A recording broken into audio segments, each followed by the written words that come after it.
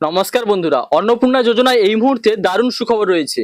যিনারা status check করে under enquiry দেখেছিলেন এবং আপনাদের এখনো পর্যন্ত ব্যাংকে টাকা এসেছিল না, আপনাদের জন্য কিন্তু দারুণ আপডেট রয়েছে। অন্নপূর্ণা যোজনা ইতিমধ্যে যাদের নাম আন্ডার এনকোয়ারি লিস্টে ছিল তাদের কিন্তু জেলা প্রশাসন থেকে ধীরে ধীরে অনুমোদন দেওয়া হচ্ছে। অর্থাৎ আপনাদের যে অ্যাপ্লিকেশন করেছিলেন সেগুলি কিন্তু ডকুমেন্টস ভেরিফিকেশন করে ধীরে ধীরে জেলা প্রশাসন থেকে অনুমোদন দেওয়া হয়েছে, এমনটাই কিন্তু একটি আপডেট বর্তমান পত্রিকায় প্রকাশিত হয়েছে। তো বন্ধুরা, সেই আপডেটে কি বলা হয়েছে তা আপনাদের দেখাবো। এবং আরো বলা হয়েছে তাদের আবেদন অনুমোদন করার পরে কিন্তু 16 জুলাই থেকে তাদের অ্যাকাউন্টে টাকা ঢুকতেও শুরু করেছে। তো বন্ধুরা, এবার দেখে নিন এই যে প্রতিবেদনটি প্রকাশিত হয়েছে এতে কি বলা হয়েছে। তো দেখুন, লেখা আছে আন্ডার এনকোয়ারি লিস্টে থাকা পূর্ব মেদিনীপুরে 3 লক্ষ অন্নপূর্ণা যোজনার আবেদন অনুমোদন করলো প্রশাসন। 16 জুলাই থেকে তাদের অ্যাকাউন্টে টাকা ঢুকতে শুরু করেছে। ব্লক স্তরে এনকোয়ারির পর প্রায় 3 লক্ষ আবেদন জেলায় এসেছে। জেলা প্রশাসন সেই সব আবেদন অ্যাপ্রুভ করেছে বলে বৃহস্পতিবার অন্নপূর্ণা যোজনার অফিস ইনচার্জ জানিয়েছেন।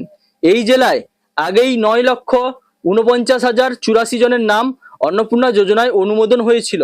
গত 1 জুলাই তাদের অ্যাকাউন্টে টাকা ঢোকে, কিন্তু অনেকের আবেদন অনুমোদন না হওয়ায় পেমেন্ট হয়নি। এ নিয়ে বিভিন্ন জায়গায় বিস্তর ঝামেলাও হয়।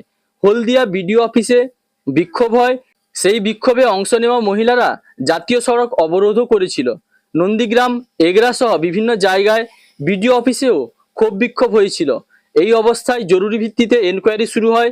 সেই সব আবেদনের মধ্যে প্রায় 3 লক্ষ জেলা প্রশাসন অনুমোদন করেছে।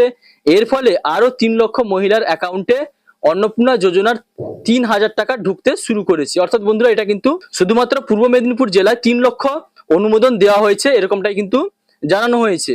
তারপরে দেখুন, আরো বলা হয়েছে পূর্ব মেদিনীপুরে লক্ষ্মীর ভান্ডার প্রকল্পে উপভোক্তা ছিলেন 14,28,000।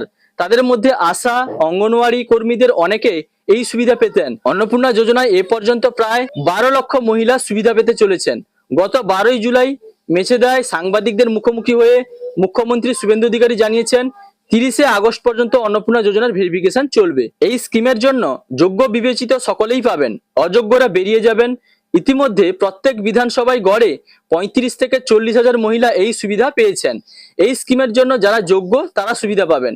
জেলা প্রশাসন সূত্রে জানা গিয়েছে এই মুহূর্তে প্রত্যেক ব্লক ও পুরসভায় ভেরিফিকেশনের কাজ চলছে।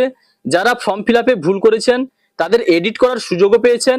সব মিলিয়ে মুখ্যমন্ত্রীর জেলায় প্রায় 12.5 লক্ষ মহিলাকে অন্নপূর্ণা যোজনার অনুমোদন দেওয়া হয়েছে। আগের সরকারের লক্ষ্মীর ভান্ডার প্রাপকদের মধ্যে 1 লক্ষ নাম বাদ গিয়েছে। এছাড়া সরকারি কর্মচারী পরিবারের সদস্য কিংবা আশা, আইসিডিএস কর্মীরা এই সুবিধা পাবেন না। জেলা পরিষদের সভাধিপতি বামদেব গুচ্ছাইত বলেন, পূর্বতন সরকার লক্ষ্মীর ভান্ডারের উপভোক্তা তালিকা তৈরি করতে 9 মাস সময় নিয়েছিল। আমাদের সরকার অনেক দ্রুততার সঙ্গে অন্নপূর্ণা যোজনার লিস্ট তৈরি করেছে।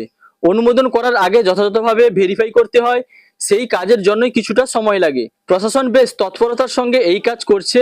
আরো প্রায় 3 লক্ষ উপভোক্তার নাম অনুমোদন হওয়াটা খুশির খবর।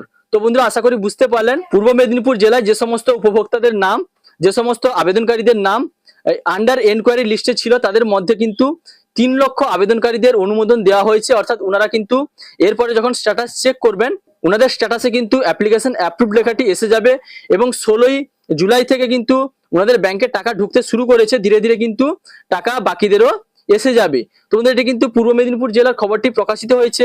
আরো যদি অন্যান্য জেলায় এরকম খবর প্রকাশিত হয় তাহলে অবশ্যই কিন্তু আপনাদের জানিয়ে দিব। তো বন্ধুরা, এই ছিল আজকের আপডেট।